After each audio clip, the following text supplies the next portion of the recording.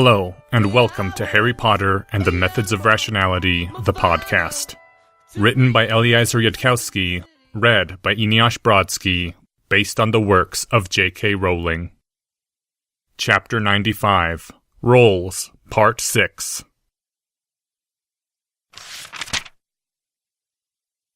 The Third Meeting, 10:31 a.m., April 17th, 1992.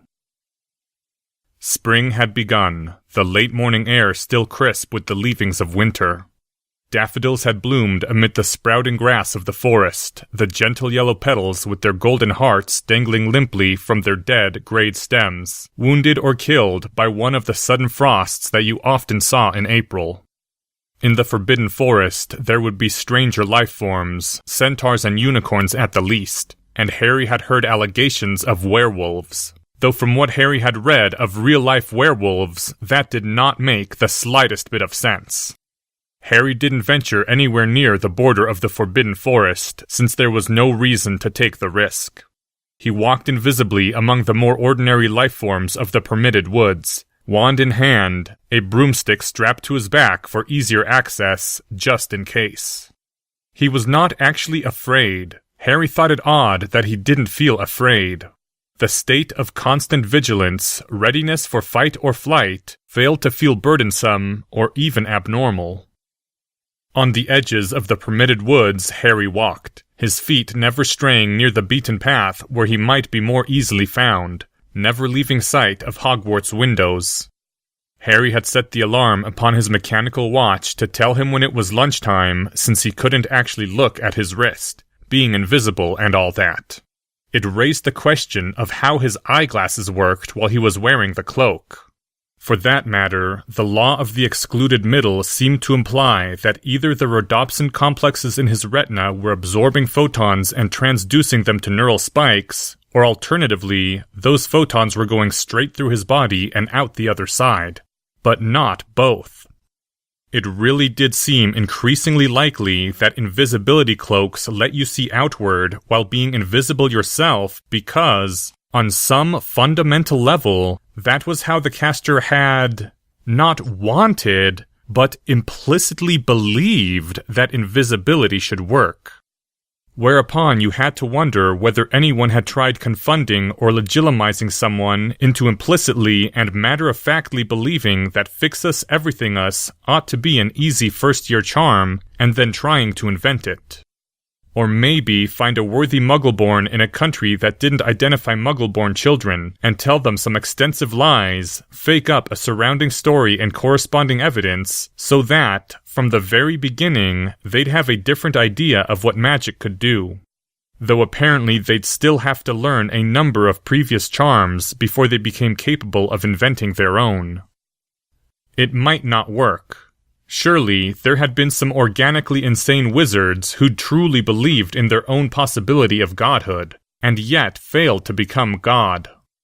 But even the insane had probably believed the Ascension spell ought to be some grandiose dramatic ritual, and not something you did with a carefully composed twitch of your wand and the incantation Become Us Goddess. Harry was already pretty sure it wouldn't be that easy. But then the question was, why not? What pattern had his brain learned?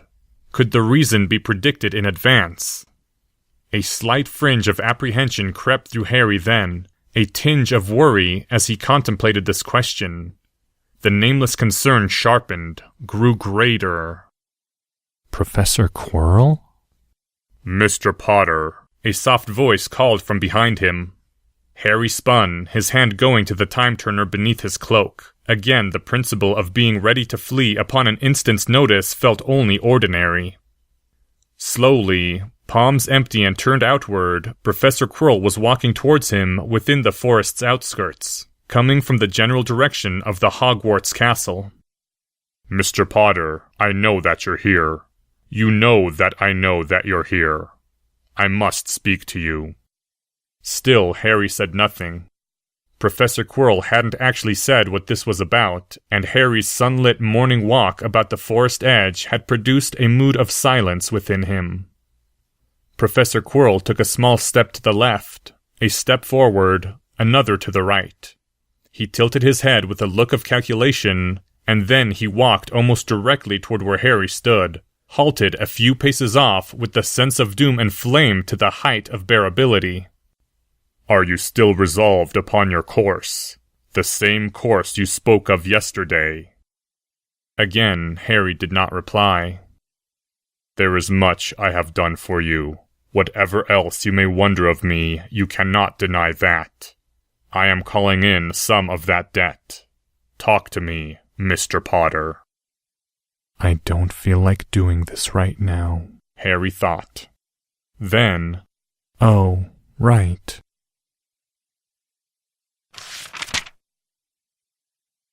"2 hours later, after Harry had spun the time turner once, noted down the exact time and memorized his exact location, spent another hour walking, went inside and told Professor McGonagall that he was currently talking to the defense professor in the woods outside Hogwarts, just in case anything happened to him, walked for a further hour, and then returned to his original location exactly 1 hour after he'd left, and spun the time turner again.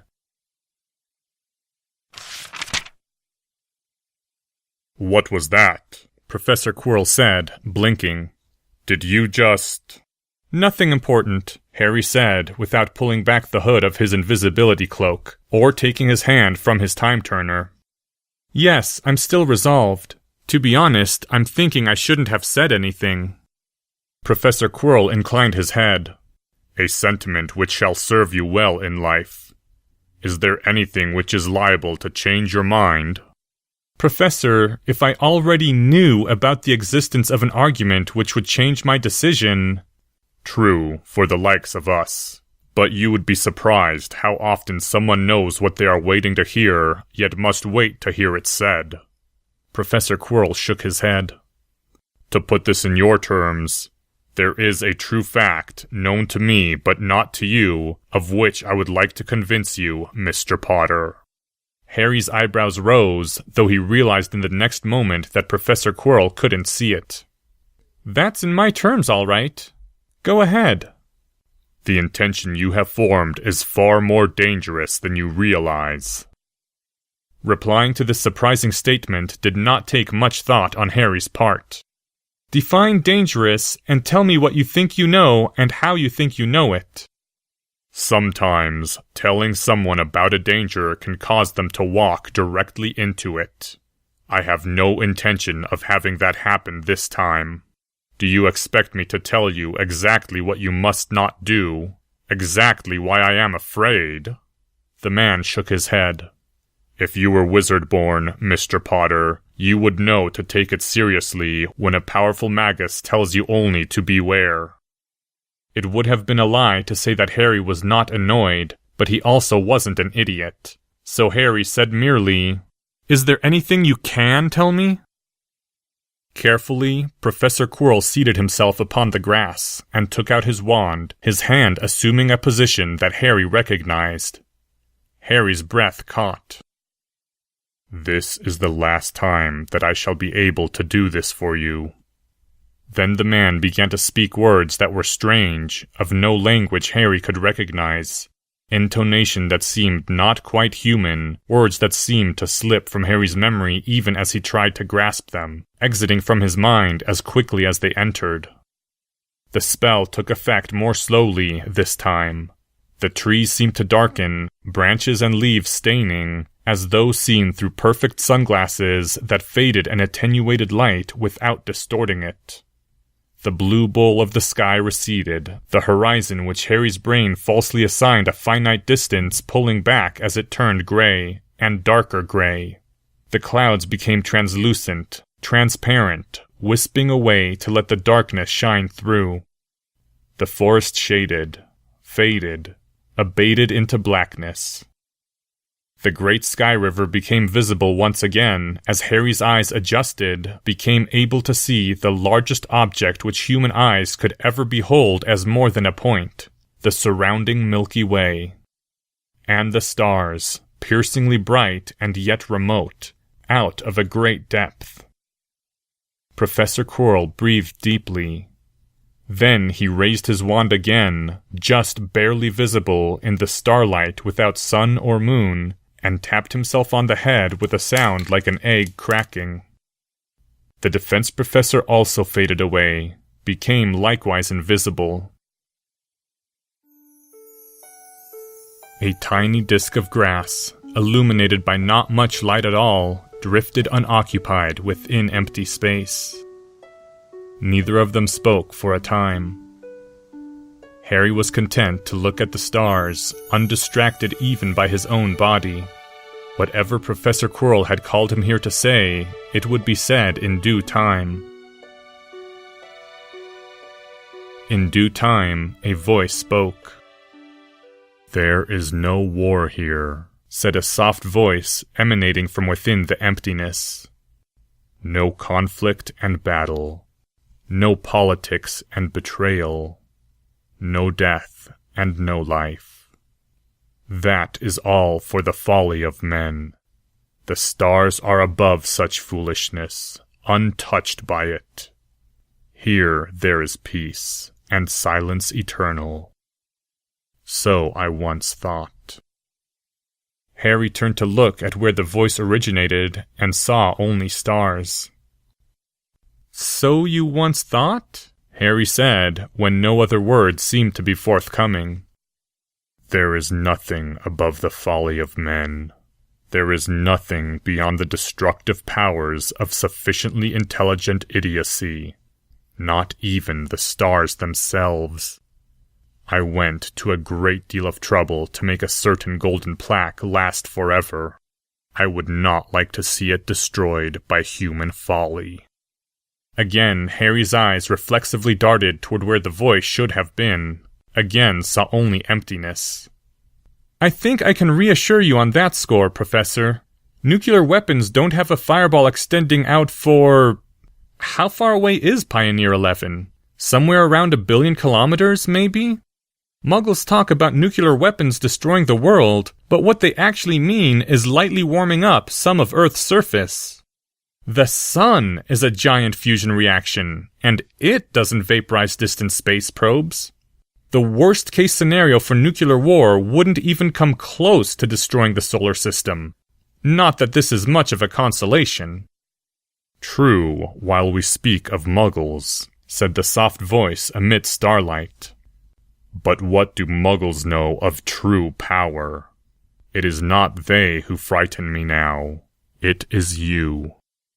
"Professor, while I have to admit I've rolled a few critical failures in my life, there's a bit of a distance between that and missing a saving throw so hard that the Pioneer 11 probe gets caught in the blast radius. There's no realistic way to do that without blowing up the sun. And before you ask, our sun is a main sequence G-type star. It can't explode. Any energy input would just increase the volume of the hydrogen plasma. The sun doesn't have a degenerative core that could be detonated. The sun doesn't have enough mass to go supernova even at the end of its lifespan." "Such amazing things the Muggles have learned. How stars live, how they are preserved from death, how they die. And they never wonder if such knowledge might be dangerous." "In all frankness, Professor, that particular thought has never occurred to me either." "You are Muggle-born. I speak not of blood, I speak of how you spent your childhood years. There is a freedom of thought in that, true, but there is also wisdom in the caution of wizard kind. It has been 323 years since the country of magical Italy was ruined by one man's folly. Such incidents were more common in the years when Hogwarts was raised. Commoner still in the aftertime of Merlin.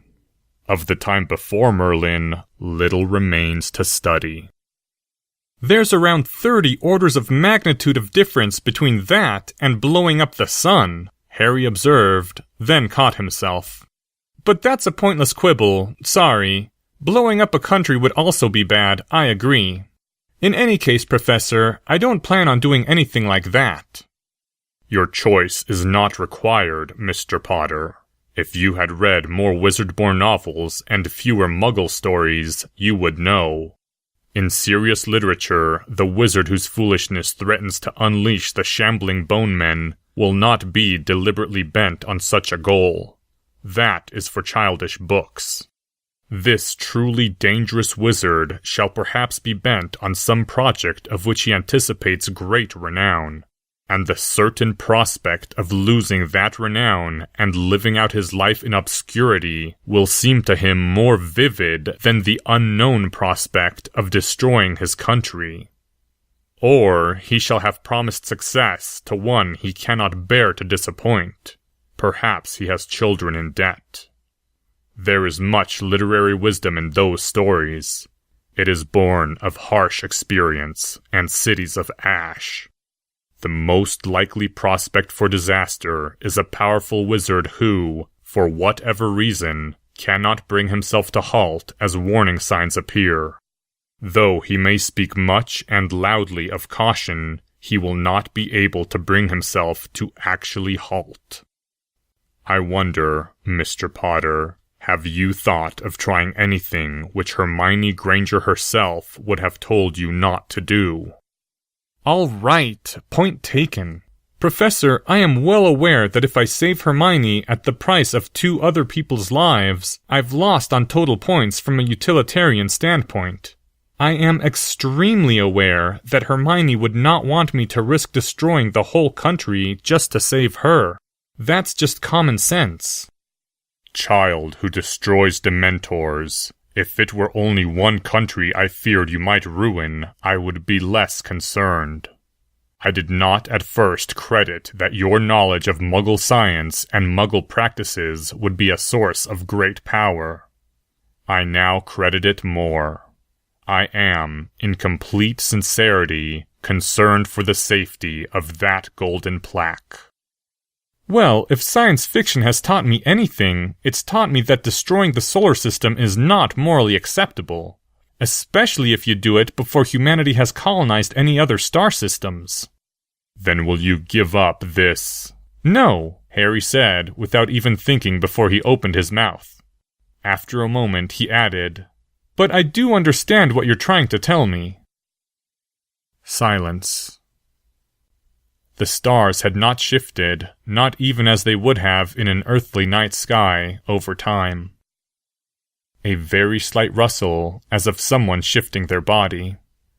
Harry realized that he had been standing for a while in the same position, and dropped down to the almost unseeable circle of grass that still stayed beneath him, careful not to touch the edges of the spell. Tell me this. Why does that girl matter to you so much? Because she is my friend. In the English language as it is customarily used, Mr. Potter, the word friend is not associated with a desperate effort to raise the dead. Are you under the impression that she is your true love, or some such? Oh, not you two. Not you of all people, Professor. Fine, we're best friends, but that's all, okay? That's enough. Friends don't let friends stay dead. Ordinary folk do not do as much for those they call friends. The voice sounded more distant now, abstracted.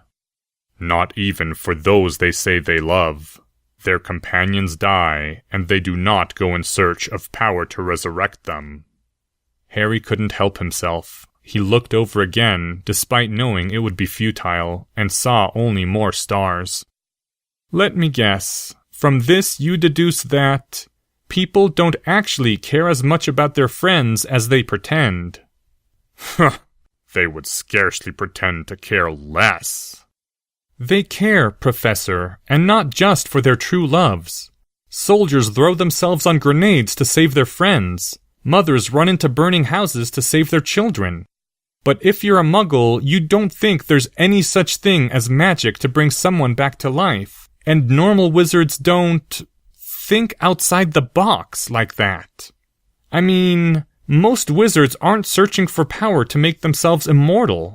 Does that prove that they don't care about their own lives? As you say, Mr. Potter.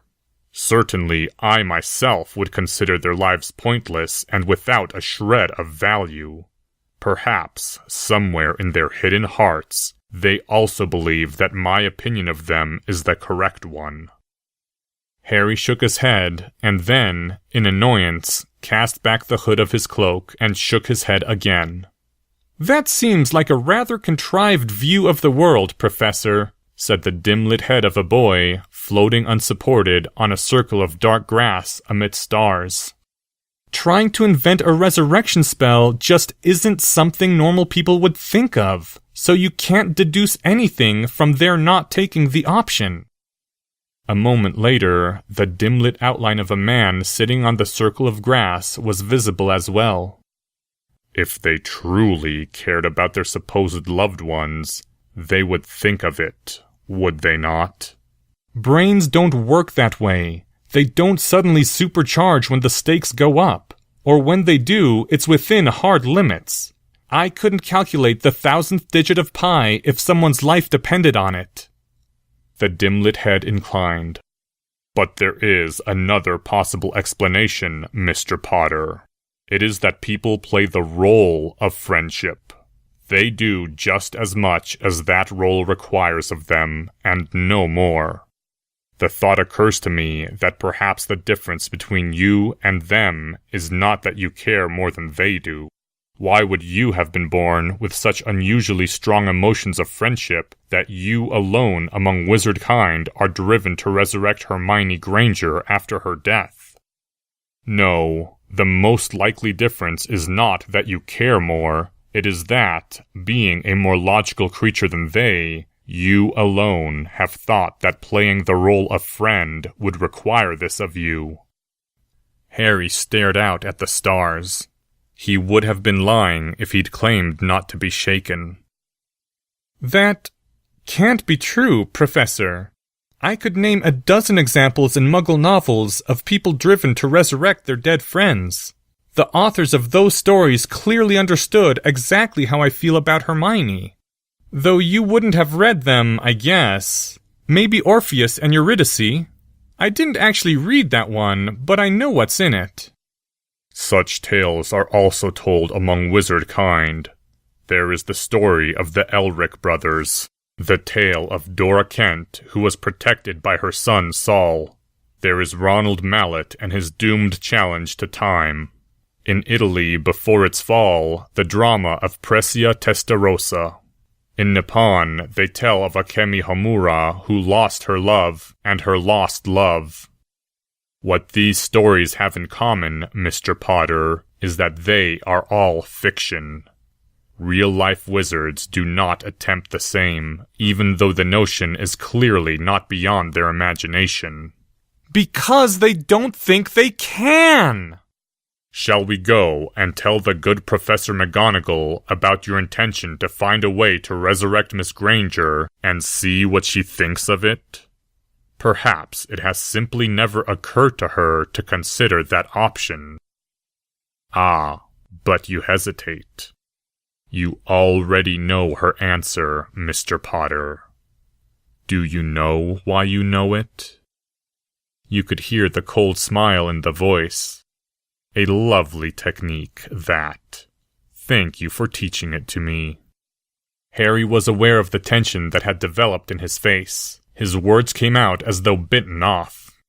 Professor McGonagall has not grown up with the Muggle concept of the increasing power of science, and nobody's ever told her that when a friend's life is at stake is a time when you need to think very rationally. The defense professor's voice was also rising. The Transfiguration Professor is reading from a script, Mr. Potter. That script calls for her to mourn and grieve, that all may know how much she cared. Ordinary people react poorly if you suggest that they go off script, as you already knew. That's funny. I could have sworn I saw Professor McGonagall going off script at dinner yesterday. If I saw her go off script another 10 times, I might actually try to talk to her about resurrecting Hermione. But right now she's new to that and needs practice. In the end, Professor, what you're trying to explain away by calling love and friendship and everything else a lie is just human beings not knowing any better.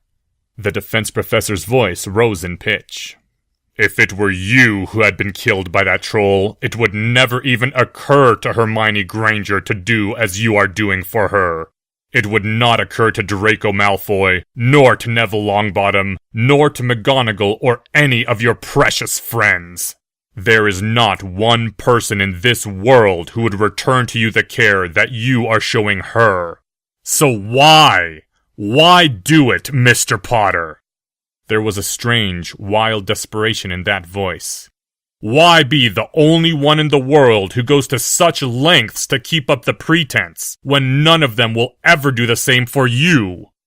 I believe you are factually mistaken, Professor. About a number of things, in fact. At the very least, your model of my emotions is flawed, because you don't understand me the tiniest bit if you think that it would stop me if everything you said was true. Everything in the world has to start somewhere. Every event has to happen for a first time. Life on Earth had to start with some little self-replicating molecule in a pool of mud. And if I were the first person in the world... No. Harry's hand swept out to indicate the terribly distant points of light. If I were the first person in the universe who ever really cared about someone else, which I'm not, by the way, then I'd be honored to be that person, and I'd try to do it justice. There was a long silence. You truly do care about that girl. You care about her in the way that none of them are capable of caring for their own lives, let alone each other. The defense professor's voice had become strange, filled with some indecipherable emotion. I do not understand it, but I know the lengths you will go to because of it. You will challenge death itself for her. Nothing will sway you from that. I care enough to make an actual effort. Yes, that is correct. The starlight slowly began to fracture, the world shining through the cracks, slashes through the night showing tree trunks and leaves glowing in the sunlight. Harry raised a hand, blinking hard, as the returning brightness smashed into his dark-adjusted eyes, and his eyes automatically went to the defense professor just in case an attack occurred while he was blinded. When all the stars had gone and only daylight remained, Professor Quirrell was still sitting on the grass. Well, Mr. Potter, if that is so, then I shall give you what help I can, while I can. You'll what? My offer, as I made it yesterday, still stands. Ask, and I will answer. Show me the same science books you deemed suitable for Mr. Malfoy, and I shall look them over and tell you what comes to mind. Don't look so surprised, Mr. Potter. I would hardly leave you to your own devices. Harry stared, tear ducts still watering from the sudden light. Professor Quirrell looked back at him. Something strange glinted in the pale eyes. I have done what I can, and now I fear I must take my leave of you. Good. And the defense professor hesitated. Good day, Mr. Potter. Good, Harry began. The man sitting on the grass fell over, his head impacting the ground with a light thud. At the same time, the sense of doom diminished so sharply that Harry leapt to his feet, his heart suddenly in his throat. But the figure on the ground slowly pushed back up to a crawling position, turned to look at Harry, eyes empty, mouth slack, tried to stand, fell back to the ground. Harry took a step forward, sheer instinct telling him to offer his hand, although that was incorrect. The apprehension that rose up in him, however faint, spoke of continued danger. But the fallen figure flinched away from Harry, and then slowly began to crawl away from him, in the general direction of the distant castle. The boy, standing amid the forest, gazed after.